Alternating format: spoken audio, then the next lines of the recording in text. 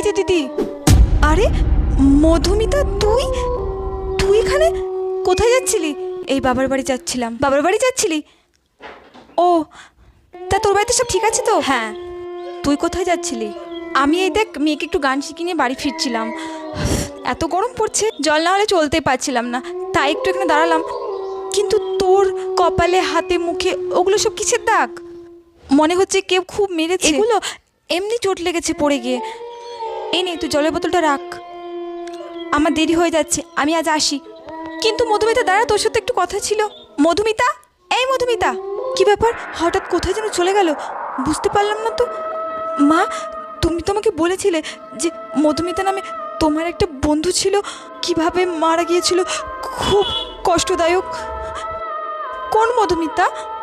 ও হ্যাঁ, আমি তো তোকে বলেছিলাম, এই তো আমার সেই বান্ধবী।